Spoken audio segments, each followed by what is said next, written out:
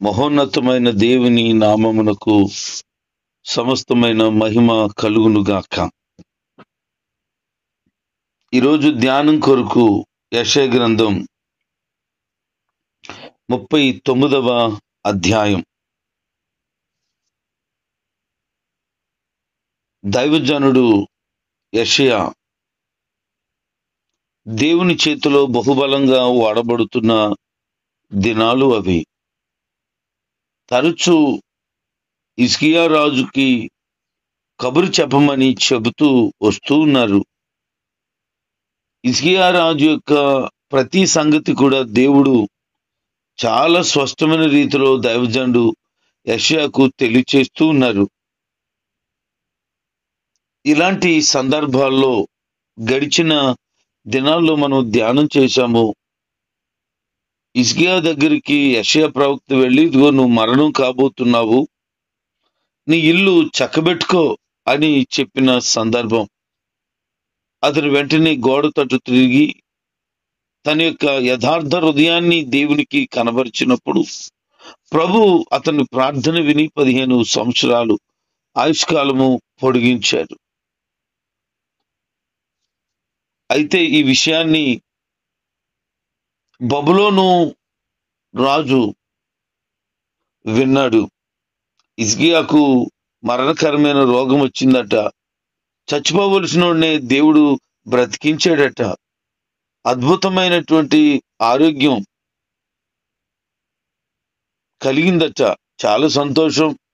ఒకసారి హిజ్కియాను చూసొద్దాం అని అనుకున్నాడు. హిజ్కియా ఏమో యూదా రాజ్యానికి రాజు, బబులోను సైన్యానికి, బబులోను దేశానికి రాజు.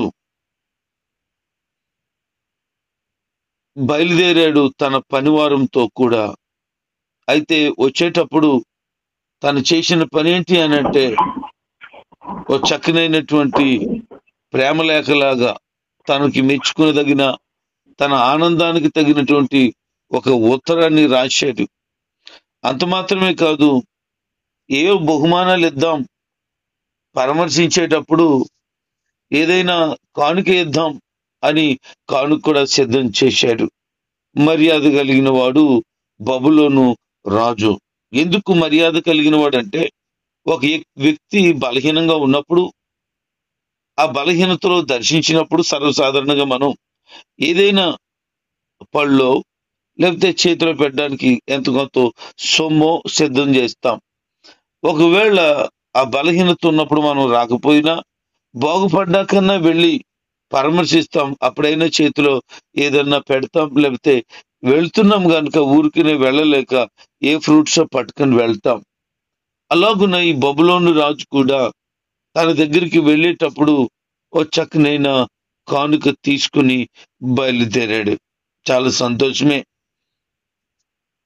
హిజ్కియా రాజుకున్నటువంటి ఆ యొక్క పనివారు ఈ మాట చెప్పారు, అయ్యా,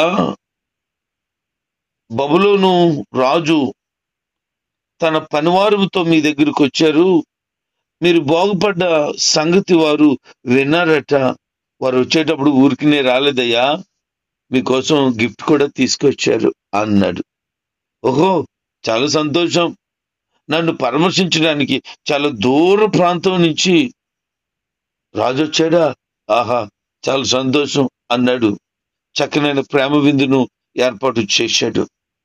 మర్యాద కలిగిన వాడు హిజ్కియా, అతను కూడా మర్యాద కలిగిన వాడే బబులోను రాజు.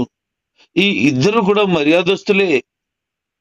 అయితే ఒక విషయాన్ని మనం గమనించాలి. ఎప్పుడైనా మన ఇంటికి ఎవరైనా వస్తే తప్పక ఆతిథ్యం ఇవ్వాలి, గౌరవించాలి. మనం ఎవరింటికైనా వెళ్తున్నప్పుడు ఒట్టి చేతులతో వెళ్ళకూడదు. ఏదో ఒక కానుక తీసుకొని వెళ్ళాలి. అది గౌరవం, అది మర్యాద. అలాగే ఎవరైతే చేయగలుగుతారో వారు దృష్టిలో ఉంటారు. ఓహో, మమ్మల్ని ఇంత ప్రేమిస్తున్నారు, అభిమానిస్తున్నారు అని అర్థం చేసుకోగలుగుతారు. అదే జరిగింది ఇక్కడ. అయితే అన్ని రోజులు ఒకలాగే జరగవు, అంతమంది ఒకేలాగా ఉండరు. అంతా మనం అనుకున్నట్టే జరిగితే ఎంత బాగుండును అని అనేక సార్లు అనుకుంటూ ఉంటాం. నిజమే. అయితే మనం అనుకున్నట్లల్లా జరిగిపోతే ఎలాగుంటది? కొన్నిసార్లు సృష్టికి విరుద్ధమైన పనులు చేసేవారై ఉంటారు. కొన్నిసార్లు తన సొంత అజ్ఞానపు ఆలోచన చేత నిర్ణయాలు తీసుకున్నవారుగా కూడా ఉంటారు. దైవికమైన ఆలోచన, దైవికమైనటువంటి స్వభావాన్ని కలిగి ఉంటేనే బాగుంటుంది. వాస్తవానికి ఈ యెషయా గ్రంథంలో మొదటి అధ్యాయం నుంచి 35 అధ్యాయాల వరకు అసూరు వారు యోధాను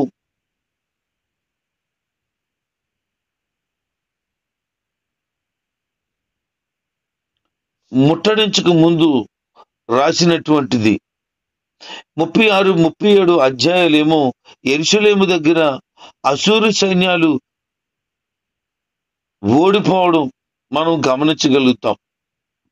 అయితే ఈ 39వ అధ్యాయం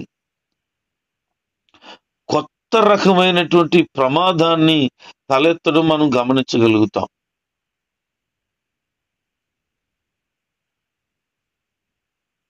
ఏంటి కొత్త రకం ప్రమాదం అని అంటే, వచ్చినటువంటి ఈ బబులోను రాజుకు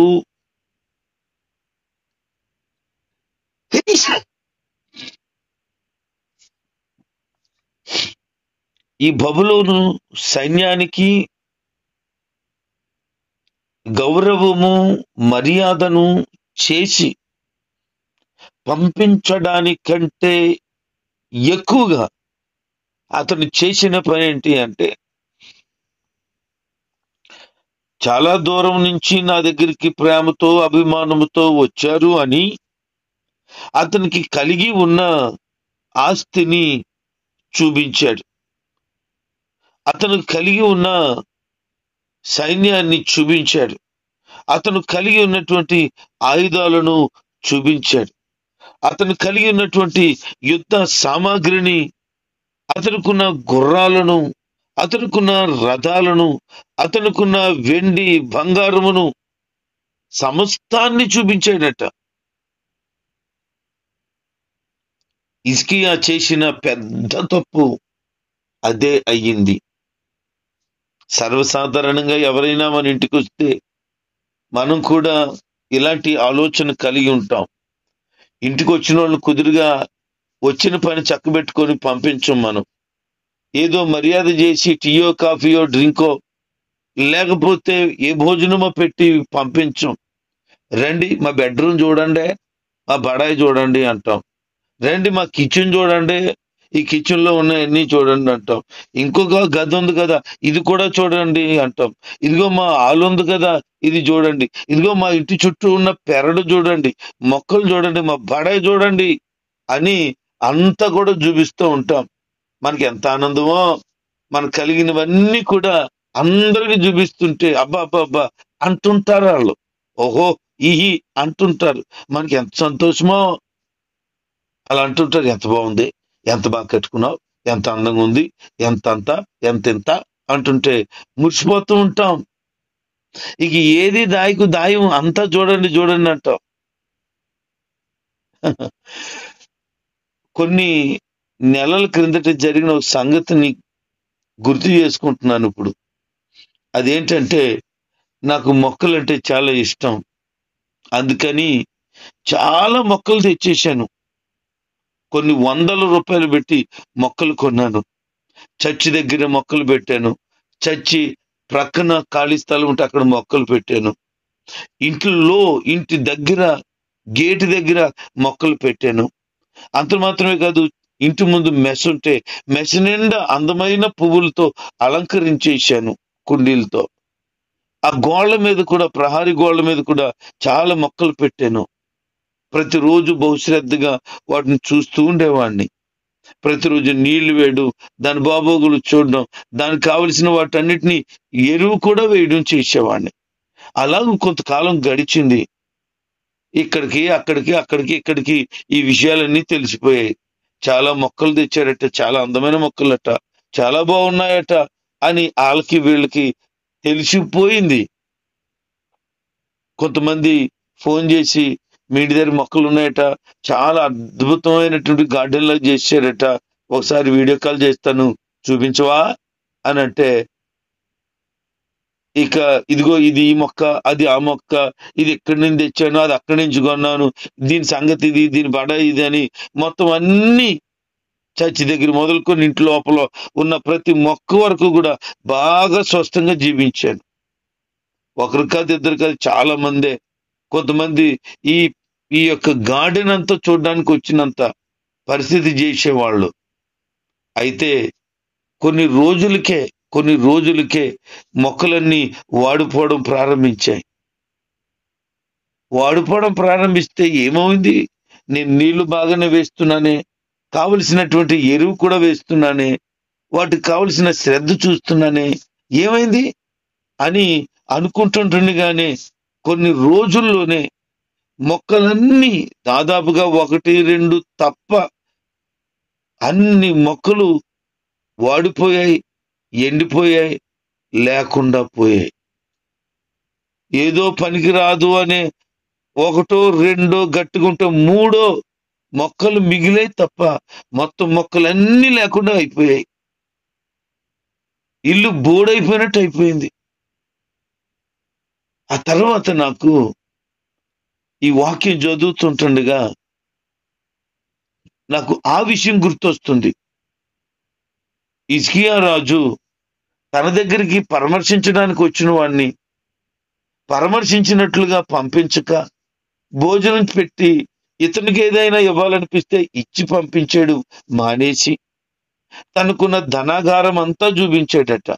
ఎవడైనా వాడి దగ్గర ఉన్న డబ్బులన్నీ శత్రు రాజులకి చూపిస్తాడా, పరాయి రాజులకు చూపిస్తాడా? నా దగ్గరికి వచ్చాడు కదా, నన్ను ప్రేమిస్తున్నాడు అనుకున్నాడు. కానీ వాళ్ళకు తెలీదు, ఈ కారణాన వాడు వచ్చింది వీళ్ళకున్న సమస్తాన్ని చూడటానికేనని. వెండి బంగారం చూస్తే ఆ పరాయి రాజుకి ఆశ కలిగింది. ఆహా, ఇంత ధనాగారం, ఇంత పెద్దదా, ఇందులో ఇంత వెండి ఇంత బంగారం ఉన్నాయా అని ఆశ వచ్చేసింది.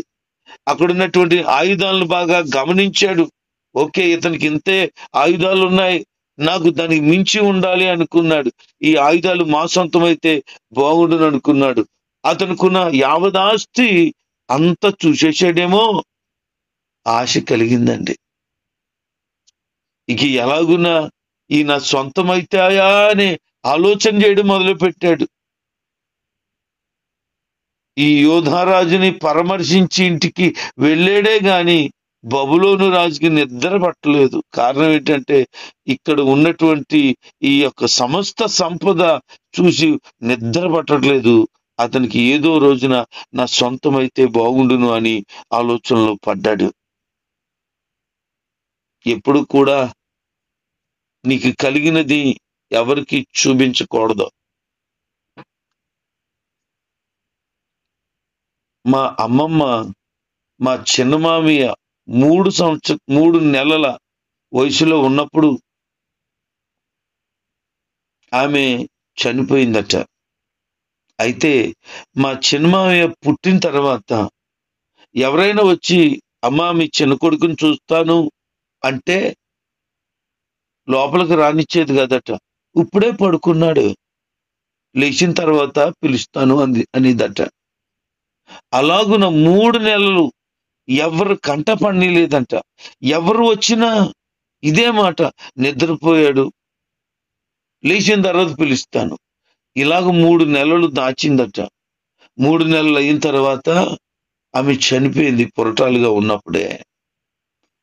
అందరూ వచ్చి మా చిన్నమావిని చూసి 3 నెలల నుంచి ఈ అమ్మ చూడు, ఈ బాబుని చూడనీయలేదు, మాకు ఎలా దాచేసిందో, ఎలా భద్రంగా చూసుకుందో, ఇప్పుడు ఎవరు మోస్తారు, ఈ అబ్బాయిని చూడకుండా ఎవరు చేస్తారు అని ఆమె గురించి ఏడ్చేవాళ్ళట. కొంతమంది పని చేస్తారు, ఎవరైనా ఇంటికి వచ్చినప్పుడు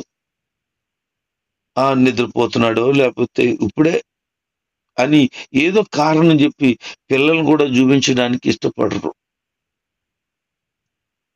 ఒకవేళ మనం గమనించగలిగితే కొన్ని రహస్యాలు మనకు ఉండాలి. కొన్ని దాచిపెట్టాలి, కొన్ని విషయాలు మరుగు చెయ్యబడాలి. లేకపోతే అది బహిర్గతం అయితే తప్పకుండా ప్రాబ్లం అవుతుంది.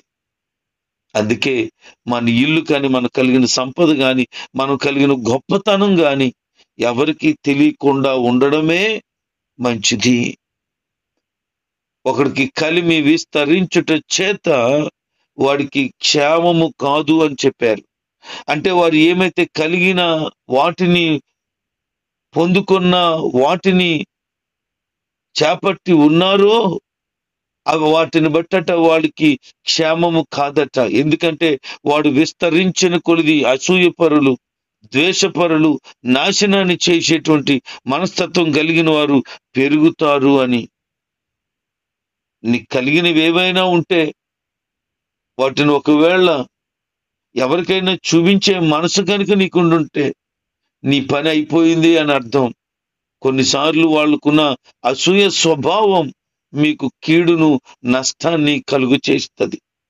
బయటికి చాలా బాగుంది అని చెప్పొచ్చు, కానీ లోపల వారికి ఉన్నటువంటి ఆ చెడు బుద్ధి వలన మీకు కీడు రావచ్చు. అందుకే ఎప్పుడు కూడా మనం కలిగిన వాటిని అందరికీ తెలియచేయకపోవడమే మంచిది. కొంతమంది ఎలా ఉంటారో తెలుసా? వాళ్ళు ఉంచి అక్కడే గౌరవం మర్యాదలు చూపించి అక్కడి నుంచే పంపిస్తారు, కానీ ఇతరమైన వాటిని చూడు అని చెప్పరు. నువ్వు అందంగా ఉంటేనేమి, నీ పిల్లలు అందంగా ఉంటేనేమి, నీ ఇల్లు అందంగా ఉంటేనేమి అందరికీ చూపించడానికి కాదు అది. ఈ విషయాన్ని జ్ఞాపకం చేసుకోవాలని దైవ సేవకుడిగా తెలియచేస్తున్నాను. నీకు ఎన్నైతే సిరి సంపదలు కలిగి ఉన్నావో, ఎంతైతే గొప్పతనం కలిగి ఉన్నావో, ఏమైతే పొందుకున్నావో అవి ఇతరులకు తెలియని అవసరం పని లేదు. వాటి వలన నీకు లాభం కంటే నష్టమే ఎక్కువగా వస్తుంది.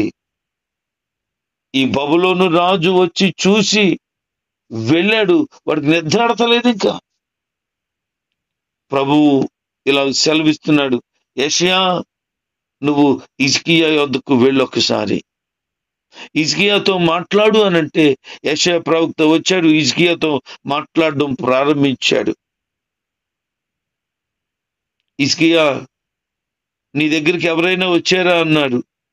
అవునయ్యా, దూరదేశం నుంచి బబులోను రాజు వచ్చాడు, వారితో సైన్యం వచ్చింది అన్నాడు.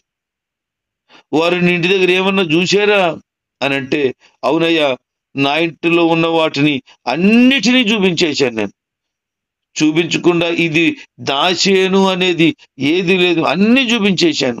ఆహా, చాలా బాగా చెప్తున్నావు. అయితే దేవుడు ఇలా సెలవిస్తున్నాడు, రాబోయే దినాల్లో నువ్వేమైతే చూపించావో ఏది మిగలకుండా పోతుంది అన్నాడు. నీ ఇంట ఉన్న సమస్తమంతా కూడా వాళ్ళు దోచుకొని పోతారన్నాడు. ఏం చేయాలో అర్థం కాలేదు. అంత మాత్రమే కాదు, నీ గర్భాన పుట్టినటువంటి నీ పిల్లలు బబులోను రాజు నగరంలో నపుంసకులుగా చేయబడతారు అన్నాడు. ఎంత బాధకరమైన విషయం చూడండి. ఏమేమైతే చూపించాడు అంటే, తన యావదాస్తిని చూపించాడు, తన ఆయుధాలను చూపించాడు, తన సంతానాన్ని కూడా చూపించాడు. ఇది ఇంతమంది నాకు పిల్లలు అని. అంతే, అది చేయకూడని పని అని అతనికి బుద్ధి వచ్చేటట్లుగా ప్రభువు సేవకుడి ద్వారా ఈ మాట ప్రకటించినప్పుడు అతను చాలా బాధపడ్డాడు. అయితే ఒక మాట చెప్తున్నారు, ఇది నీ కాలంలో జరగక నీ పిల్లల కాలంలో జరుగుతుంది, అయితే నువ్వు సమాధానంగానే ఉంటావు అన్నాడు. హిజ్కియా కొంచెం ఊరట అనిపించింది. ఎందుకంటే దేవుడు తెలియచేసినటువంటిది నాకు మేలే. ఎందుకు మేలంటే, నా దినంలో అది జరగకపోవడం నాకు మేలే. నేను ఆ కీడుని, ఆ నష్టాన్ని, ఆ బాధను చూడకుండా వెళ్ళిపోవడం నాకు మేలే అన్నాడు. వాస్తవానికి హిజ్కియాకు అది మేలే అయినా తన సంతానం వారు దుఃఖపడతారు, మా నాన్న చేసిన పనికి మాకు శిక్ష వచ్చింది అని. ఈ రోజున ఈ వాక్యం వింటున్న బిడ్డలారా, నీ యొక్క స్వభావం, నీ ఆలోచన విధానం ఎలాగుంది? నీ కలిగిన వాటిని ఇతరులకు చూపించగోరుతున్నావా? ఎప్పుడు అది చూపించవద్దు. మీకు ఒక్క మాటను గుర్తు చేస్తాను. ఒకరోజు ఒక దైవ సేవకురాలు వారి సహోదరి ఇంటికి వెళ్ళింది. వెళ్ళిన తర్వాత గిన్నెలు తోముతున్నప్పుడు మోకాళ్ళ పైకి వస్త్రం వచ్చిందట. వచ్చినప్పుడు తన సహోదరి చూసి ఆ మోకాళ్ళను గమనించి, మోకాళ్ళేంటి ఎంత నల్లగా ఉన్నాయి అని అడిగితే, నేను రోజుకి ఇన్ని గంటలు ప్రార్థన చేస్తాను అని చెప్పిందట. ఆహా, రోజుకి ఇన్ని గంటలు ప్రార్థన చేస్తావా? అందుకే మోకాళ్ళు నల్లగా ఉన్నాయా? ఆహా, అన్ని గంటలే అన్నదట. అన్న తర్వాత ఆ దేవుని సేవకురాలు యొక్క ప్రార్థన సమయం చాలా తగ్గిపోయిందట.